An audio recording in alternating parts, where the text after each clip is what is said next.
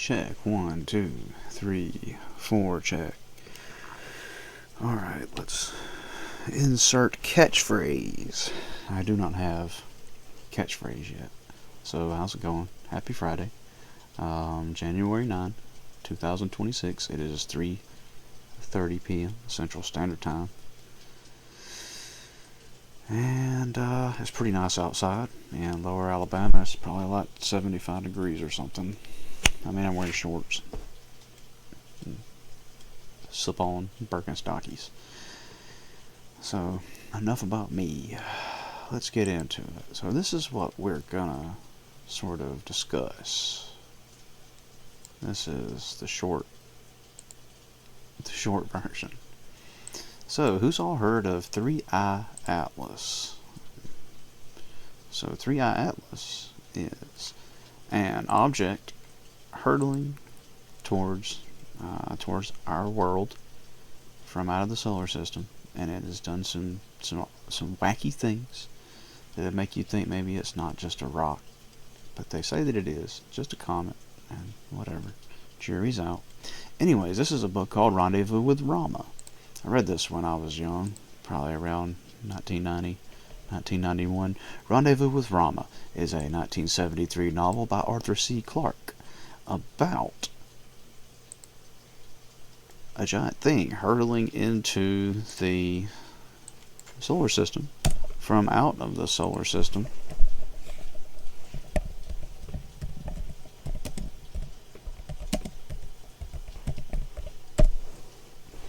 And they sent a team in to explore it, right? And in the inside of it is it's like a long Pringles can, right? And it's kind of like the inside of the Inception spaceship or space shuttle, space station, whatever, whichever fraud you want to believe.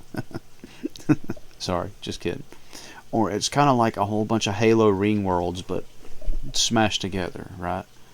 It's shaped like a giant long tube, okay? And inside of it is various biospheres. And so a landing team goes and lands on here. And they even have, like, there's a city with like an ocean in between this part and this part. So it's really long distances. I mean, this thing's massive. And so that is the story of Rendezvous with Rama. And there were several books. I read them all. It's really interesting. And Arthur C Clarke, there's some things we could talk about about Arthur C Clarke that would be pretty interesting. But I did quite enjoy these books as a younger person. And he made some other stuff. Did he make 2001 Space Odyssey?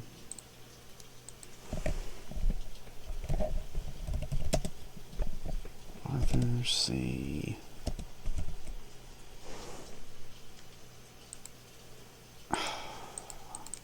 Really?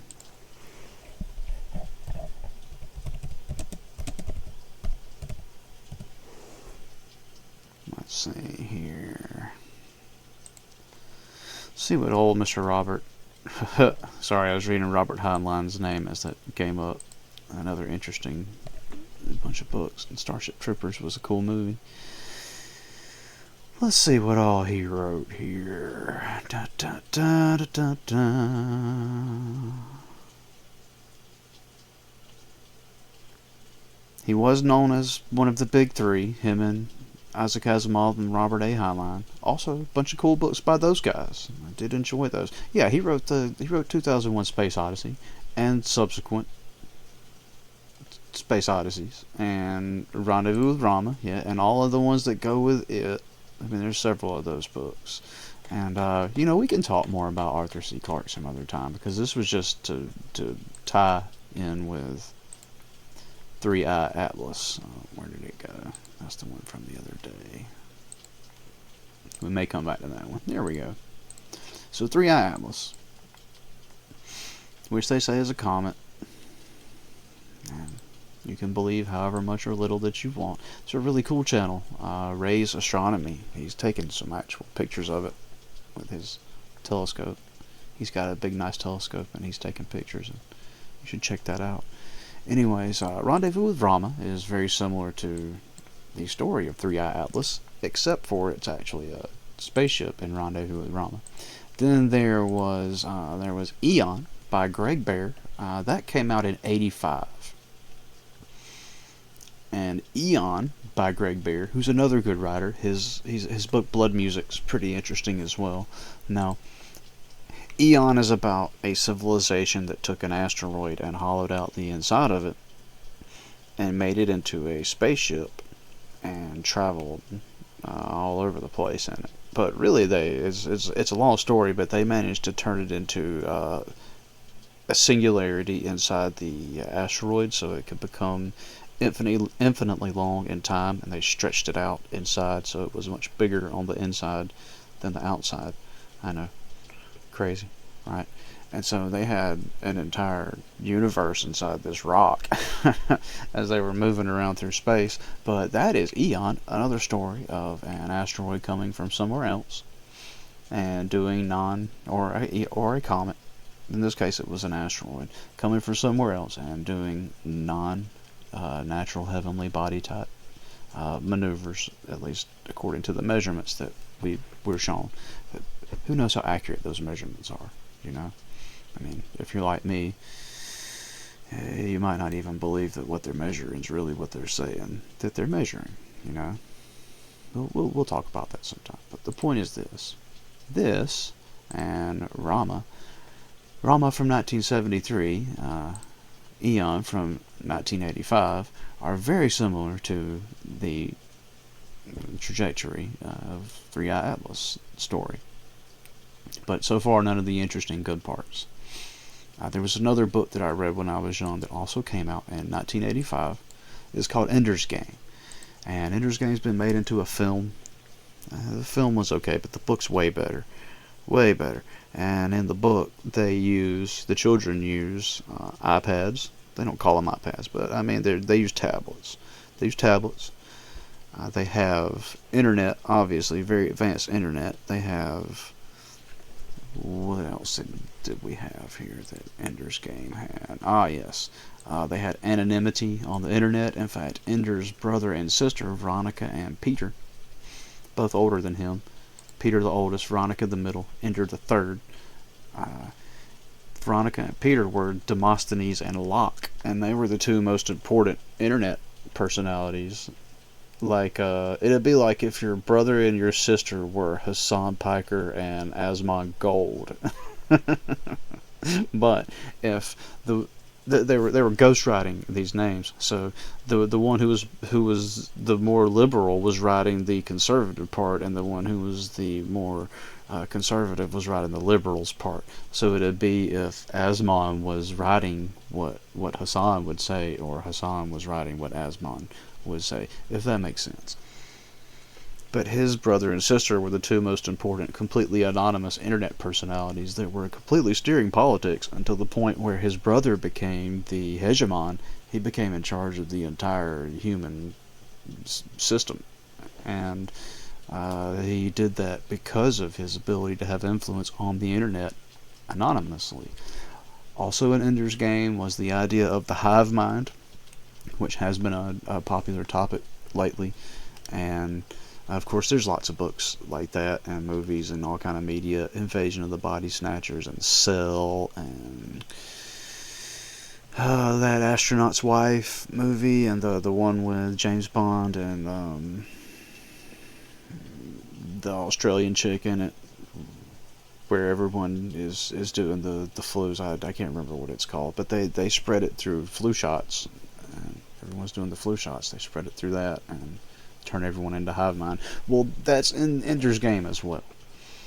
The enemies in Ender's Game are these species of creature that they have a queen, and all the rest are workers. And the queen is really the only one that's conscious. And the queens don't talk to their workers. They telepathically communicate. And they have no idea that a human is an individual being. They view their whole colony as one being. And they view... therefore, when they encounter one human, they don't view them as an individual. So they were killing humans whenever they'd encounter them. And so the humans fought back and barely won. But the way that they won is they killed the queen of all of the... They had sent one queen to attack. So they killed all the queen of all of the soldier type of aliens that were there, and they all went down. So a hive intelligence, and they took him out by taking out the queen. And when Ender wins the game, he thinks it's a video game the whole time. They're just little kids, and he thinks it's a video game that he's training to go be a soldier. But he's really sending real people to do this. And when he wins the game, they destroy the home world of these creatures, and that destroys all of the queens, and so that destroys all of the entire civilization of that being. All the rest of them go into comas, and they just stop doing anything. They turn off, because their drive has been gone. The thing that animates them.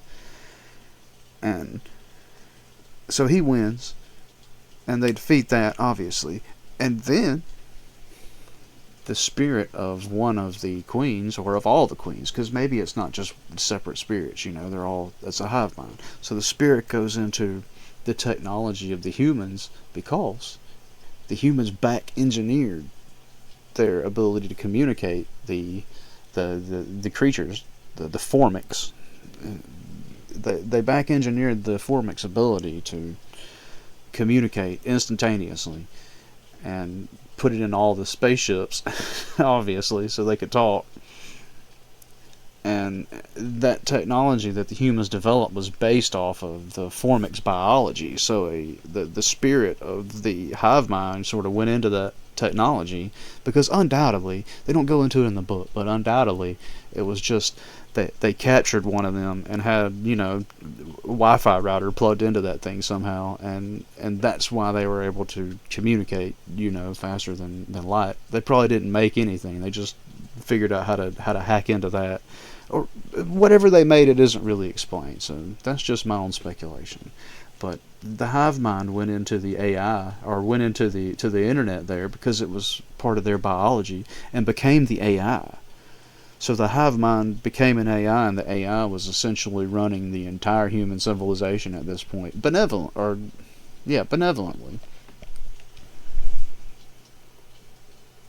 Using the financial system and the economy and the transport of logistics, all of that, using it to make everything as good for the humans as possible, but mostly just running in the background and not even aware that it was a hive mind.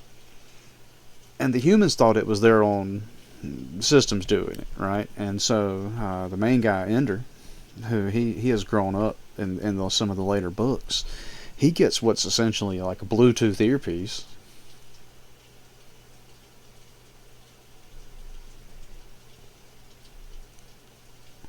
And he's talking to a voice coming from the internet, and ends up being the AI itself that's been running everything that turns out to be the hive mind of the alien. Now, I know that's a lot. That's the Ender's Game experience right there in a very, very tiny nutshell. But I say all that to say this. All the stuff in Ender's Game, except for the battle school and the space travel and everything, I mean, that we got the tablets, we got the fast internet, we have a degree of anonymity on the internet, somewhat, but we do have the ability for children to be influential in society, and just in a different way than what was foreseen in the Ender Game book. It's a little different in Ender's Game. And then Rama is connected to this 3iAtlas situation, and so is the Greg Bear book. They both are giant heavenly bodies coming towards us that end up not just being natural, and so there's that. Those books are, that's from 1985. That's from 1985. And this one again is from 1973, Rendezvous with Rama. And it's got some sequels that's younger than that. They're more recent. That's a pretty interesting looking. That's a good representation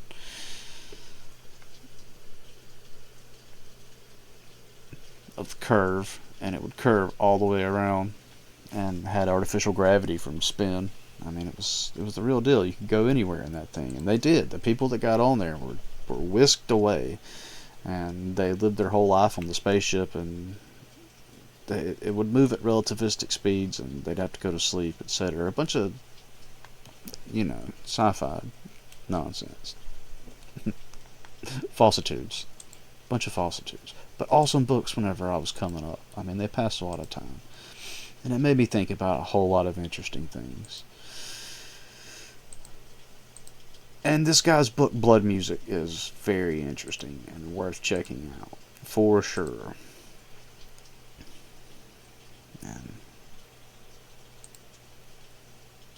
And that's what I'm going to call it on that one. And we'll pick up the next video. Will be picking up on, let's see, where did we get to? We got through there. Alright. The next video will pick up on the movies that I liked that really marked a year for me. Like when I think back to certain years that I was at this age or in this grade, then these are the movies. And some of the influential albums of my teenage years. And then we'll get into some video game stuff that is really going to become the sort of the crux of the things that I'll probably talk about after a while. And then we'll get to this stuff as well. But the next one, we'll do some movies and music and video games. And if I have time at the end, we get this in. I'm trying to keep these things under about 20 minutes because it's hard to sit still and look at something for longer than 20 minutes. And I understand people are busy doing stuff. I usually am. I'm never just usually sitting down listening to something. I just listen in the background. And so reading stuff can be hard. So I try to present this in a way that you could also just listen. And as I do this more, I'll get better at that as well. But I will try to describe things whenever I think of them. And let's just check and see here. Ah, yes, that starts the movies. Yeah. So if you haven't read Eon, Matt, it's okay. It's pretty good. I think it won a Hugo Award or something. I don't know. I think they just stick these stuff on books. I don't know. I've got the book somewhere and I have to dig it out. Like maybe this one didn't win a Hugo, but maybe the other one did. Ender's Game is awesome. Ender's Game, 10 out of 10, would recommend. The other ones are okay too. I mean, the sequels, ones afterwards. To get the lore, it's definitely okay, but it ain't as good as the original. The Bean story's pretty good. Ender Shadow, I think it is. The Rama books, I really liked the Rama books. Very, very interesting, and I was, like I said, we could talk about Arthur C Clarke. I've had to work really hard to separate the artists from the art, but in a lot of cases, I've just separated from all of it, because I already read these books. I don't need to read them anymore, unless I have a question and need to look it up. And there's probably somebody that does a perfectly excellent job of summarizing it, so I don't even have to look it up, So yeah, so see you on the next video, man. I see you next time.